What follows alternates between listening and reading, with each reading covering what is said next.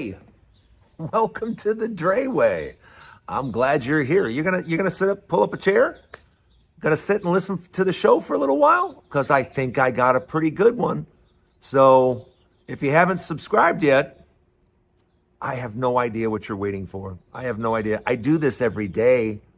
I think I do a good job. So why not hang around? I'll get started with the show now.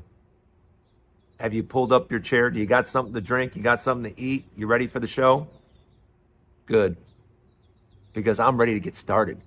I think we got a good show today. Let's go. What did I say? Let's go.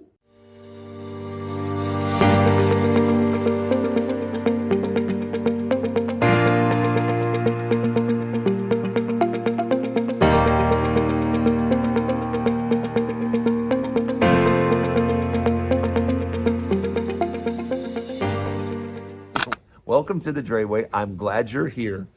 Look, I got to talk about something I've been wanting to talk about for a while now. I've been wanting to talk about it because I think it's a big piece of shit. That Cybertruck, what a piece of shit. I see those things and I can't help but laugh. I can't help but laugh. And whose idea was it that thought those things were safe to be on the road at 60 miles an hour? 70 miles an hour. Who thought that was a good idea? I want to know. I want to know who thought it was a good idea to have that glued piece of crap flying down the road at 70, 80 miles an hour. Yeah, I think it's a horrible idea. I think it's the biggest loser piece of garbage ever. In fact, that car, I think you would have to go all the way back to the Edsel, the Ford Edsel, to find a car, an automobile that is just a worthless piece of shit, bigger than the Cybertruck. But I think the Cybertruck might be the biggest of all. And people who spent $100,000+ for that garbage, for that advanced golf cart, oh my gosh! You look at some of the competition today and what they are offering, and you look at the Cybertruck and you just start laughing. And then you look at the article that just came out yesterday. Sales in Europe of Teslas are down 50% or more.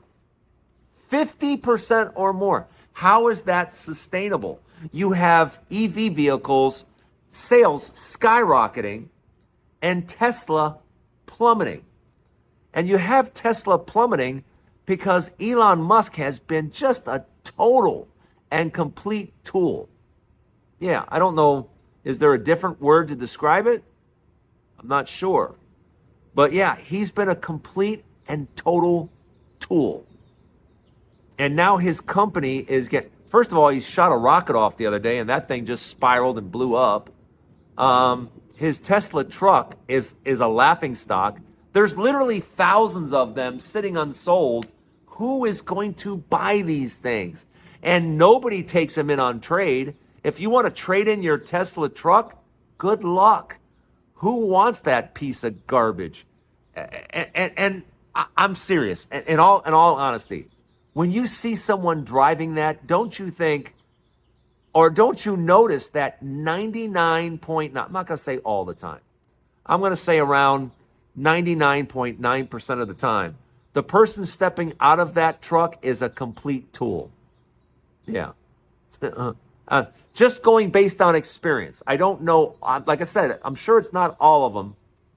Just most of them. Yeah, most of those people buying $100,000+ truck that looks and functions like a toy box. It's the biggest, I think it's the biggest scam put on the American public in years. I mean, think about it. You know, some people paid $140,000, $160,000 for that hunk of shit. Yeah. Can you imagine being one of those people that bought that garbage? And just Tesla, I mean, Tesla reminds me of McDonald's. Yeah. McDonald's is the one that came out, and McDonald's was the leader, and But, McDonald's figured they could make more money by making the food cheaper and cheaper and cheaper to the point that now they just serve straight garbage. Yeah, McDonald's serves just straight nasty, salt, sugar, and fat. Hey, let's go pick up some salt, sugar, and fat. Oh, you mean McDonald's? Yeah, salt, sugar, and fat. But that's kind of what Tesla's turned into. They've turned into the McDonald's of EVs. Because if you look at some of these other models, if you look at some of these built by BYD or built by some of these other manufacturers, the quality difference is like night and day. Absolute night and day. And it couldn't happen to a nicer person. All of this happening to Elon Musk is deserved. All of it is deserved. And the only thing that's going to save Tesla, because everybody's saying Tesla's going to go out of business. I don't know that to be true, because the U.S. government is going to write him checks, providing he keeps his mouth shut. Now, if he today he came out and said, yeah, that bill of Trump's, it's not good. Yeah, it's a bad thing. And anybody that looks at this bill, what a horrific piece of shit this bill is. And for Musk to come out and just tell the truth and be like, yeah, this bill's bad. It's a bad bill. It adds trillions of dollars of debt. We already have trillions and trillions and trillions of dollars in debt. And now we have a Trump bill that adds even more, which tells you Republicans aren't serious about running this country at all. Again, they complain about immigration. What new immigration law have we had? Anything?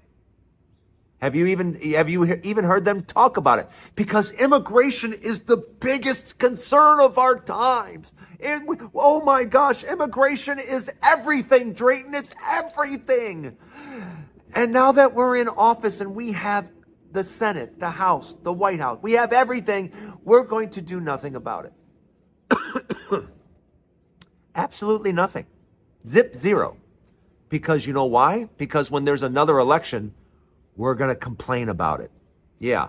And when a Democrat gets in the office, we're going to cry about it again and tell people that they're pouring across the border. Yeah.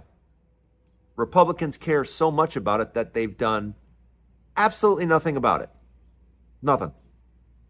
But back to Elon Musk and his cyber garbage. Yeah, it is now the biggest auto failure in auto history. Congratulations, Elon Musk. You built the biggest piece of shit ever. Way to go. Let me know what you guys think. Do you think Tesla is going to go out of business? I think Tesla has enough government contracts to weather the storm. I don't want them to, but it appears that the U.S. government is going to give them billions and billions of dollars so that they can hang around. And we're supposed to marvel at what a wonderful, amazing man Elon Musk is when he's gotten a lot of his money because the government's given it to him. Let me know what you think in the comments. Welcome to the Dray Way. I'm glad you're here. Don't go anywhere. More Dray Way to come. Some of you have been extremely kind. Some of you have asked. I've been kind of open about the situation with my father. For some of you that don't know, my father is in hospice. My father is dying. How much longer my father has, I'm not exactly sure. We're going through another stage with the dementia. He still knows who I am, but I can envision a situation in the not too distant future. That may change. Right now, I've had to pick up my father on several instances. In case you don't know, I'm a pretty big guy. I'm 6'4", 225, 230. I'm trying to get down to 210, by the way, but that's a whole different subject. And a number of times I've had to pick up and carry my father. And it was very hard for him, probably harder than it was for me. He's 135 pounds now, so I have no problem picking him up. But you could just see it in my dad's face that there's something about realizing that you're old and that, you know, your son needs to pick you up. He was embarrassed by it. And it's been necessary a couple of times. How much longer I have my dad, I don't know. I've said everything that I need to say to my dad. And the thing about dementia is that it slowly takes their soul. It slowly takes away who they are. And it's not like I have anything to say to my dad where he's at now, because I've said what I've needed to say to my dad before he got to this point, you know. But the thing, and the reason I'm bringing this up is because what I have learned along the way is there's going to be an end. He's going to die. But there's going to be life after he dies. And when I say that, I'm thinking about my mother. And she is vibrant. She is intelligent. She is witty. She has energy. And I want to nurture that. I want to,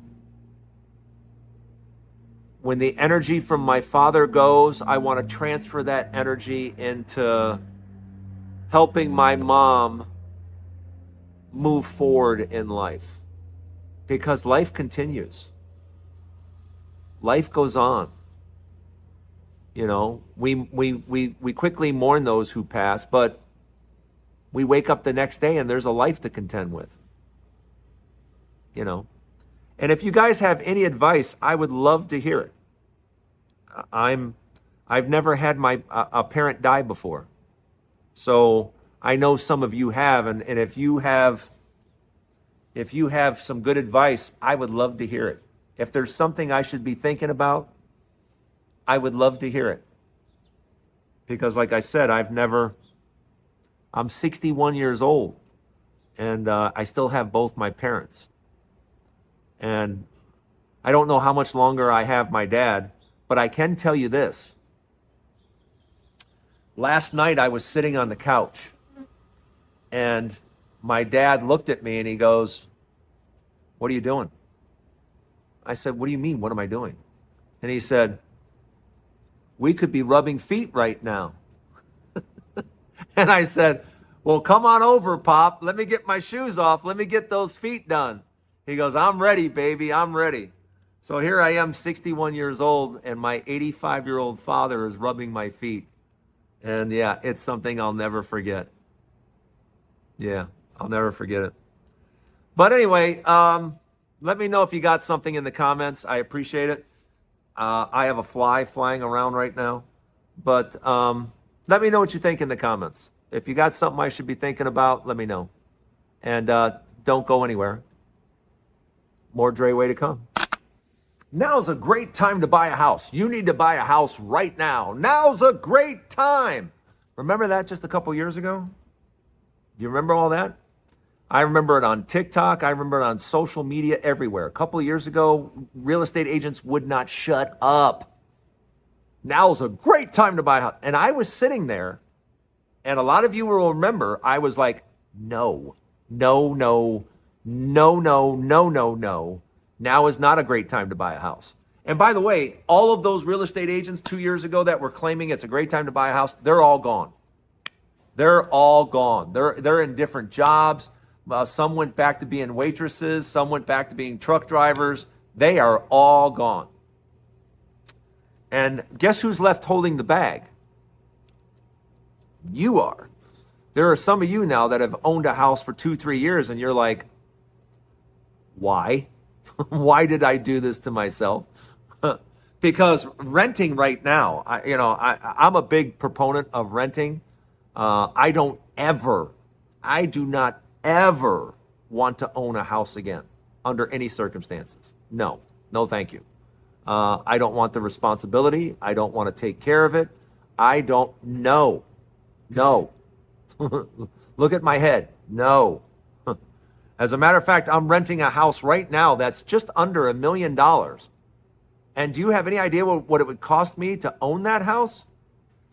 I pay 50% less renting. Let me say that again. Compared to what it would cost if I owned it, I pay 50% less to rent it. So please, don't get me started on buying a house, because I don't know if you know this or not, but in 20 different cities, they just came out with house prices in these 20 major cities are going down. And guess what? They're going to keep going down. It's not just this year. It's going to be this year, next year, the year after that. Yeah, you're looking at least 3 years of, in many areas, prices going downward. And that's because we built into this big bubble that it's just unsustainable. It's just pretend. It's just fugazi. It's not real. Some of these house values, I just laugh at, Yeah, I have a 1,200 square foot house. It's worth $800,000. No, it's not. No, it's not. I'm sorry. 1,200 square feet is not worth $800,000. It's not. I know in some places in California, it goes for over $1 million. 1,200 square feet. Yeah, that's nonsense. And that's just, sorry. 1,200 square feet is not worth $1 million. It's just not. And all across the country, you're seeing prices start to drop, and it's getting really bad in, Louisiana, and Texas, and Florida, and, all along the South there, where prices boomed. It's now doing just the opposite. And who's getting hurt in all of this? People that believed real estate agents. And that's why you don't listen to a real estate. They're not financial advisors. They have no training whatsoever. None. They don't know anything about financial matters, about your finances, about any of that. They know the function of how to buy and sell a house. That's it. That's it. So when a real estate agent says to you, now's a great time, how would you know? How would you know?